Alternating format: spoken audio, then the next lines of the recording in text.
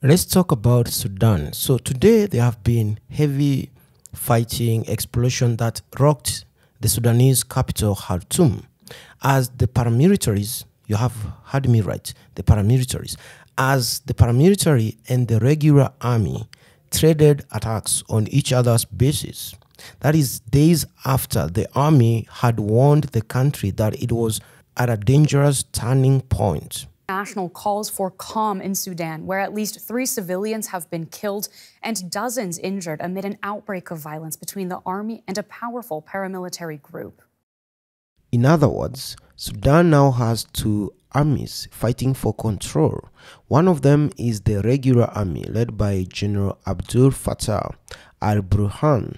The other one is the former private army of the dictator al-Bashir, the former president of Sudan.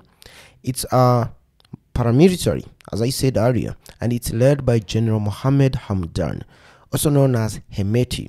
And this RCF, that's what they call it, that is Rapid Support Forces. This paramilitary or private army of the former president rose from the militia that they used to call Janjaweed. This militia rose from the 2000 conflict in the Darfur region.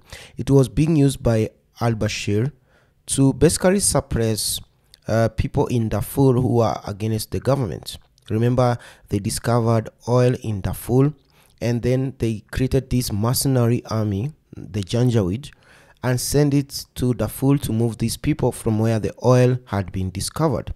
That was the reason why the president Omar al-Bashir was supposed to be taken to the ICC. Remember, there's still an active arrest warrant for him to go to the ICC for those crimes that were committed back in 2000. So that militia from 2000, called the Janjaweed, was later renamed to the Rapid Support Forces. And in recent time, it has grown to more than 100,000 fighters. And they are mercenaries because 20,000 of them are currently in Libya fighting for General Haftar. For General Haftar, because in Libya, again, we have like 3 factions. The western faction in Benghazi is led by General Haftar, and he uses these mercenaries from Sudan to fight for him. About 40,000 of these same RCF were active in Yemen fighting for Saudi Arabia. So there were mercenaries fighting the Yemen Houthi rebels on behalf of the Saudi Arabian government. So they were being paid. And I think now that the Saudi Arabian government have decided to end the war in Yemen, they are trying now to divert their attention back home. You have to also understand is that they are loyal to the Omar al-Bashir, the former dictator and tyrant, who is currently in jail. So in recent days, there have been rumors that royalists or people who are loyal, right? People who are loyal to Omar al-Bashir have been mobilizing these mercenaries to try to take control of the country and free him.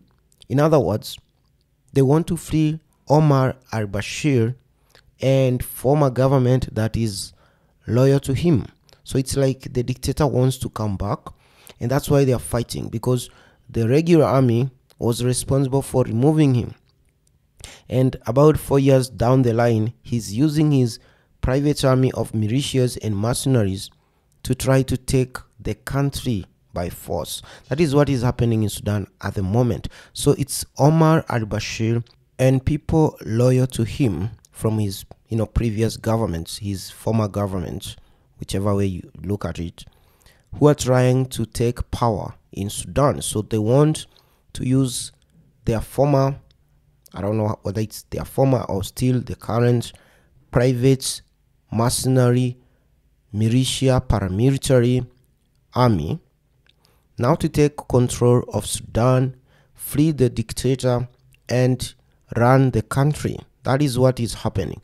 In other words, the Sudanese revolution, the Sudanese Arab Spring, if you call it that, has been hijacked. It's going to fail. We know a lot of people died for the cause, and now come to think of it, they died in vain.